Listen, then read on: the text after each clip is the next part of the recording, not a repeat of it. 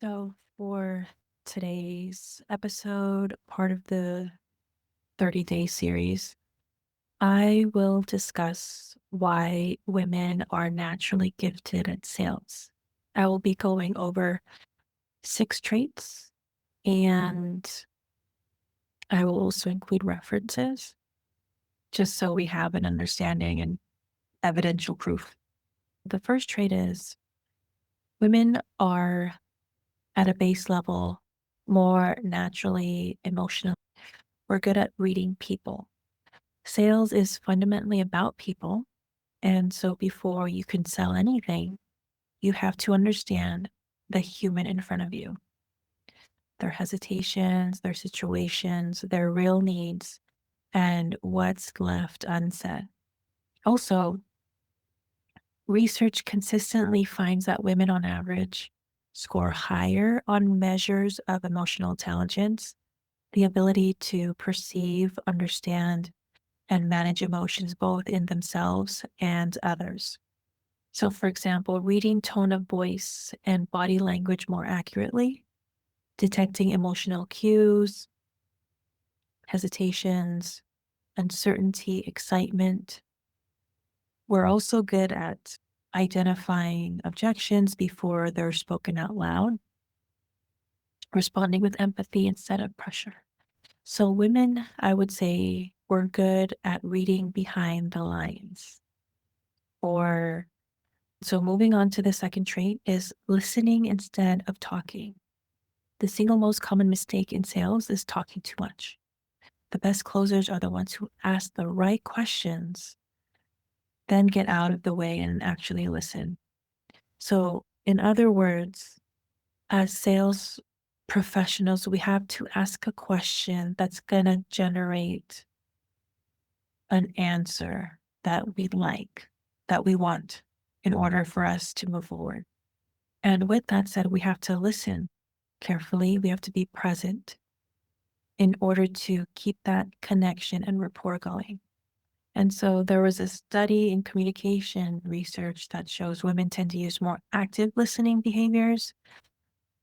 For example, asking follow-up questions, acknowledging what the other person said, and giving verbal cues that show genuine attention. We tend to ask thoughtful, open-ended questions, letting prospects explain their situation fully, picking up the underlying problem, not just surface requests. So digging deeper or asking the harder questions or following up with a harder question. And there's also neuroscience that backs this up too. When someone feels genuinely heard, oxytocin, the trust hormone, increases. And trust is what converts. And so this third trait that women are naturally good at, empathy builds trust. And so have you ever experienced you wanted to buy something because you really wanted it? It didn't really come from a logistical place. It's because you saw that dress or that purse or that trip you wanted because you just needed it for no reason. It's because buying is emotional. People don't buy products, they buy feelings.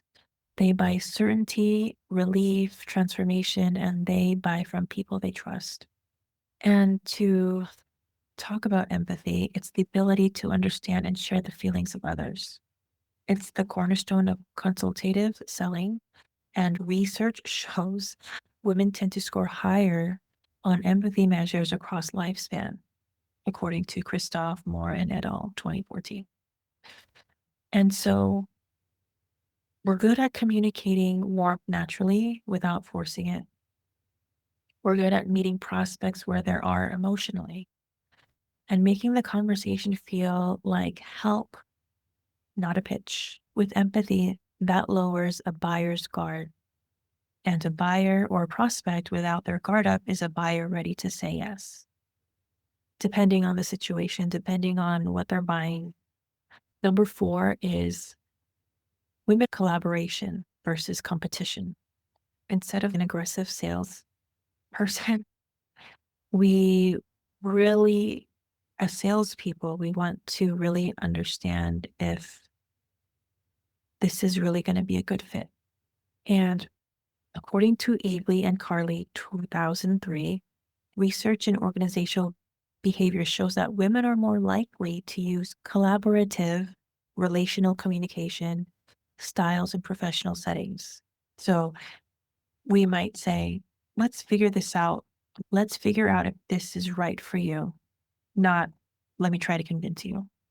Consultative approach rather than pitching. So it's more like a collaboration, getting to know you and your needs. Partnering with the prospect's decision making process. Women are more collaborative than we are competitors. We're partnering, we're guiding you in a way that we're going to understand your situation, understand your problem, to see if our solution will actually help you get to where you want to be. Also, the fifth trait, our storytelling ability. So stories sell. They always have. And when you can take an abstract offer and turn it into a specific, relatable human story, that's when people feel the transformation instead of just intellectually understanding it. And so research shows, narrative psychology shows that storytelling activates multiple brain regions simultaneously, creating deeper emotional encoding than facts alone. So basically, storytelling gives us context than just theory or facts. It gives us a way to fully understand what those numbers mean, what those theories mean. And women tend to communicate with more contextual, narrative rich language, which translates directly to sales conversations that feel human and relatable rather than transactional. So, storytelling could also look like sharing testimonials and case studies with vivid details. Also, communicating before and after in a way people feel. And this helps make offers real, not just logical or transactional. The last trait on this list, the sixth trait, is women are naturally good at sales because they're more patient with the buying process. Not everyone buys the first time they hear your offer. High ticket decisions involve real deliberation, and the salespeople who close the most aren't the most aggressive. They're the most patient. Research on impulse control and long-term orientation suggests women often demonstrate stronger self-regulation and patience in interpersonal contexts. This could look like following up thoughtfully, not desperately, honoring a prospect's decision-making timeline, building relationships that turn into referrals and repeat clients. Long-term client relationships are where the real revenue lives, and patience is what builds them. So, pretty much connecting with someone and train ourselves to be detached from the outcome. So, if you detach yourself from the outcome, we can focus ourselves being in the present moment with the prospect, because at the end of the day, we have the solution. They have a need. So, you have control. You are the leader. The salesperson is the leader. And so we have authority during this conversation. So even though we have these traits, sales training helps us to hone these skills even more, to where there's a certain process that we go through. Yeah, we're patient, we're collaborative, empathetic, but we use those strategically, is what I wanted to point out. This is not to say that women are automatically great at sales. We have a baseline that's more inclined towards sales. But this also doesn't mean that men can't be good at sales as well. Sales is a skill, it's learned. Anyone, regardless of gender, can become exceptional by developing communication skills and active listening skills, sales psychology, and buyer behavior. We also learn objection handling and tonality, and also confidence and conviction in an offer. So these six traits, even though women are naturally good at these 6 traits, we're not automatically good at sales. But like I said, we have this baseline that we can work with, that we can hone and train. If you're a mom learning about remote sales, motherhood builds the exact same muscles sales require.